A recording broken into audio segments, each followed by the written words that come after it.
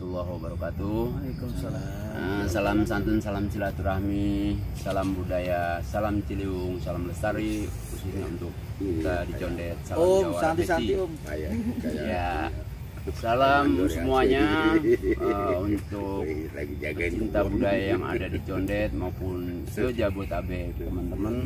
Kita di sini ada di lokasi Cagar Buah Condet yang tepatnya kurang lebih 5 hektar. Asal muasal Condet di sini adalah ini namanya Condet Balai Kambang. Nah, inilah yang disebut Balai Kambang, adanya dulu ada yang bilang Balai Ngambang. Nah, di sini tempatnya dan ada keramatnya yaitu keramat Gerowak. Mungkin nanti akan bisa kita lihat di sana keramat Gerowaknya. Salah satunya adalah Condet itu Cagar Buah. Dan Balai Kambang itu nama yang harum karena adalah suatu petilasan atau suatu para kaum sufi dulunya. Beliau tapak tilasnya ada di sini di Astawana. Apa itu Astawana? Yaitu Datuk Pangeran Astawana yang punya istri adalah Ibu Maimunah. Nah, itu kakek nenek buyut kita. Ibu Maimunah, istri dari para Pangeran Astawana. Nah, inilah lokasi yang sekarang ini di kebun Cagar Buah Condet. Nah, kebun Cagar Buah Condet ini yaitu salak dan duku Condet yang masih berada di kisaran Condet sekitar 5 hektar kurang lebih. Lahan ini ada salaknya itu kurang lebih ada 9.000 atau 7.000 pohon salak, ada pohon pucung, pohon duku, pohon aren, dan berbagai pohon-pohon Betawi yang ada. Banyak betul ya pohon-pohon di sini. Iya Ustadz. Jadi di sini adalah pusat daripada yang dibilang orang Condet destinasi wisata atau SK 881 yang mereka pada coba perjuangkan supaya satu babakan dikembalikan lagi ke Condet. Inilah lokasi. Lalu akan dibuat apa aja nih selain cagar budayanya? Untuk cagar budayanya di sini pelestarian pohon salak dan salak dan duku. Terus kuliner gitu ya? Nah, kulinernya di sini para pesertanya atau para warga juga mereka dari dulu membuat hasil bumi yaitu emping condet. Nah, di sini ada emping condet.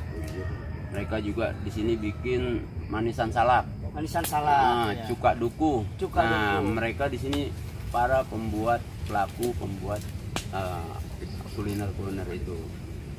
Di samping itu juga ada juga makanan-makanan yang lain, geplak, dodol, uli dan sebagainya.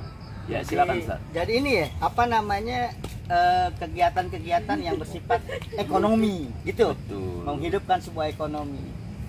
Untuk menghidupkan sebuah ekonomi. Iya, ekonomi masyarakat. Itu yang pengen kita kembangkan. Oh, baik. Iya. Asdiko Villa ini adalah abang kita Jawara Peci namanya, dipanggilnya Bang Samsul. Beliau adalah begitu giat memprediksi, memberikan advokasi, memberikan binaan kepada masyarakat Condet, terutama masyarakat yang ingin bergabung melestarikan alam, lalu dia juga membangun sebuah komunitas tisodia, artinya perekonomian yang mapan. Ini persis betul sama kisahnya ketika Abdurrahman bin Auf ketika ikut Nabi dalam hijrah ke Madinah. Lalu Abdurrahman bin Auf ini dikenalkan oleh Nabi kepada seorang Ansor yang bernama Sa'ad bin Rabi. Sa'ad bin Rabi ini orang kaya juga. Dan Sa'ad bin Rabi tahu kalau Abdurrahman bin Auf itu bisnismen, orang kaya bang. Tapi ketika dia ikut hijrah bersama-sama Rasul, dia nggak bawa apa-apa, cuman baju aja bang. Dia baju aja, lalu semua dipersaudarakan oleh Rasul, termasuk Abdurrahman bin Auf disaudarakan dengan Sa'ad bin Rabi. Nah pada saat itu Sa'ad bin Rabi berkata kepada Abdurrahman bin Auf, sekarang kita saudara. Kalau kita saudara, saya punya harta, kita bagi dua dah. Sebagian punya saya, sebagian lagi buat ente. Jadi saya punya unta begitu banyak, sebagian buat saya, sebagian buat ente. Dan ini saya punya harta, dan segala macamnya, kita bagi dua. Sebagian buat saya, sebagian buat ente. Itu kualitas iman dari seorang Ansor, yaitu Sa'ad bin Rabi tadi. Tapi apa yang dimaksud ketika tawaran itu disampaikan Sa'ad bin Rabi kepada Abdurrahman bin Auf? Abdurrahman bin Auf mengatakan bahwa alhamdulillah terima kasih. Semoga Allah Subhanahu wa taala ya memberikan, melimpahkan keberkahan kepada engkau wahai sahabatku, dan kepada saudaramu dan kepada seluruh penduduk yang ada di kota Madinah. Maka pada saat itu Sa'ad bin Rabi tidak menerima itu, tawaran itu. Bukan kayak kita, kalau kita begitu dikasih ini buat ente setengah, buat ya Allah alhamdulillah ente baik banget, ente teman aneh, pasti begitu. Tapi Sa'ad bin Rabi tidak mengatakan begitu. Dia cuma minta satu, tunjukkan kepada saya apa? Pasar. Di mana pasar? Pasar. Maka Sa'ad bin Rabi pun mengantarkan Sa'ad bin Rabi tadi mengantarkan Abdurrahman bin Auf ke pasar. Lalu Abdurrahman bin Auf bertanya, ini pasar punya siapa? Sa'ad? Kata Abdurrahman bin Auf bertanya itu kepada Sa'ad, maka Sa'ad mengatakan ini pasar Yahudi, yang punya orang Yahudi. Oh, punya Yahudi. Nah, terus dia jalan keliling tuh pasar. Begitu keliling pasar, dia mentok di samping pasar ada tanah kosong. Ditanya, Saat kalau ini tanah kosong tanah siapa? Oh, itu tanah aneh, tanah saya. Oh, kalau gitu tanah ente kita jadiin pasar. Maka atas izin Sa'ad bin Rabi dipatokin tuh, dibikin kios-kios. Kenapa? Kalau orang Muslim dia mau belanja, mau jualan di pasar Yahudi kan mesti ngontrak dia, mesti bayar. Orang muhajir nggak punya duit. Tapi konsep daripada Abdurrahman bin Auf, dia tidak mesti bayar orang Muslim di situ. Jadi apa? Mudorobah, bagi hasil nanti kalau untung. Lo jualan dah di situ. Nanti bagi hasil, ketahuan hasilnya, namanya dalam Islam mudorobah. Nah, berjalanlah, disitulah bangkit kota Madinah perekonomian. Sama di Condet, kalau diginian akan bangkit perekonomian Condet. Insya Allah semoga berjalan ya. Berjalan. Nah, begitu bangkit, satu hari ada sahabat bertanya kepada Rasul, ya Rasulullah, saya mau ngadu. Apa? Kami ini berdagang, untungnya kecil. Tapi orang-orang Yahudi itu untungnya gede-gede. Lalu Rasul tanya, loh kok bisa begitu? Iya ya Rasul, barangnya sama barangnya ya Rasul. Emang kenapa bisa rugi begitu? Dikit untungnya, kata Rasul. Nah, para sahabat tadi berkata, kita dagang ikutin caramu ya Rasul. Tambah kaget lagi Rasulullah. Bagaimana cara Anda berdagang? Kita dagang secara jujur yang kau ajarkan. Orang-orang Yahudi tadi nggak jujur. Dia selalu ngurangin timbangan, ngurangin takeran dan segala macam. Jadi untungnya gede. Lalu kata Basama Rasul senyum lalu berkata, maukah aku kasih tahu engkau berdagang yang baik dan mempunyai keberkahan yang baik?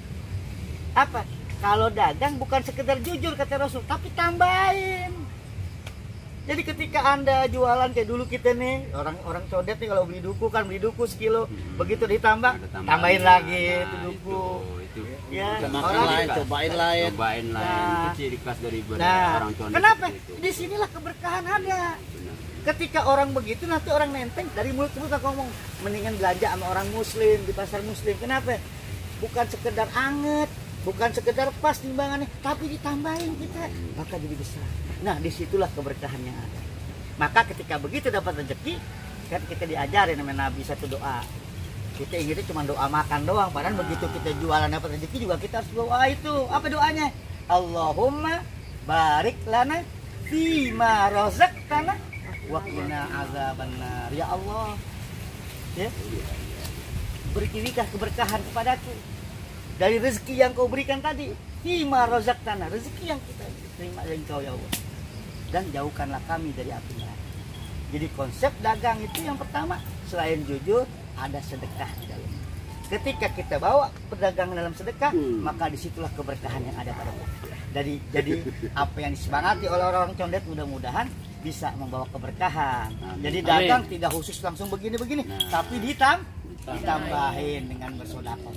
Terima kasih saudara-saudara sekalian, mudah-mudahan apa yang disampaikan oleh Bang Samsul kepada kita semua dan kepada masyarakat yang kebetulan ini ada di apa nih, perkebunan salak yang ada di Condet, sekaligus kita juga mendampingi dari ketua kita Bapak Munir Asad Mualim yang memang beliau ada mendapatkan tugas selain sebagai ketua FKDM DKI Jakarta memberikan keharmonisan dalam sebuah ketentraman bermasyarakat, beliau juga mengamati sampai di mana kehidupan masyarakat yang ada di pinggiran kali, dan Condet menjadi sebuah destinasi wisata yang memang dulu pernah punya usulan bahwa Condet lah menjadi kampung Betawi. Tapi karena tidak tertata dan tidak di-SK-kan dengan baik, jadi Setu Babakan lah yang jadi di situ dan menjadi itu. Ya mudah-mudahan kita semua mendapatkan sebuah keberkahan dari Allah Subhanahu wa taala. Billahi taufiq wal hidayah. Assalamualaikum warahmatullahi wabarakatuh. Waalaikumsalam warahmatullahi wabarakatuh.